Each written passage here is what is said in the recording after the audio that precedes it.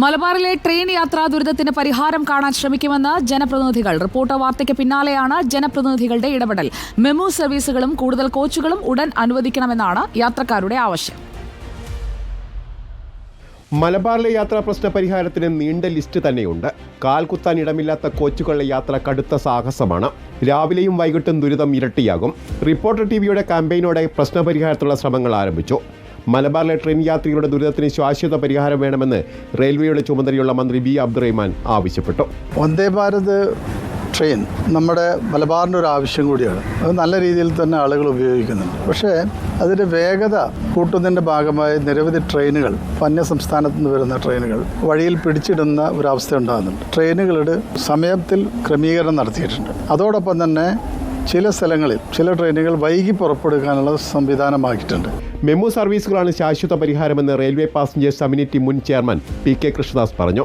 ഇതിന് കേന്ദ്രമന്ത്രിമാരുമായി ഇടപെടും. താൽക്കാലിക പരിഹാരത്തിന് ഡിവിഷൻ മാനേജറുമായി സംസാരിച്ചിട്ടുണ്ട്.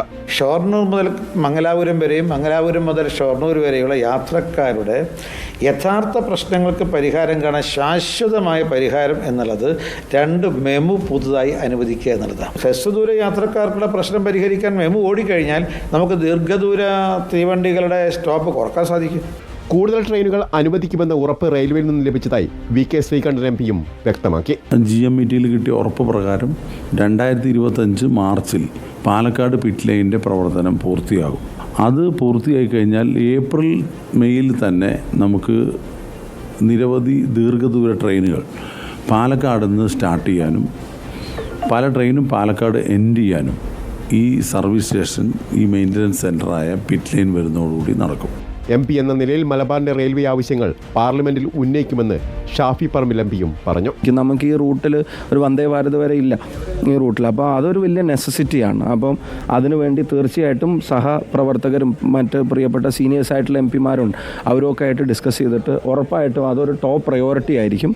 റെയിൽവേ വികസനം, കൂടുതൽ ട്രെയിനുകളും അനുവദിക്കേണ്ട കാര്യത്തിൽ നിർബന്ധമായും ഇടപെടലുകൾ ഉണ്ടാവും. മംഗലാപുരത്തും കോയമ്പത്തൂരിലും അവസാനിപ്പിക്കുന്ന അന്യസംസ്ഥാന സർവീസുകൾ മലബാറിലേക്ക് നീട്ടിയാൽ ഒരു പരിധിവരെ യാത്രാ പ്രശ്നത്തിന് പരിഹാരം കാണാം. റിപ്പോർട്ടർ, കോഴിക്കോട്.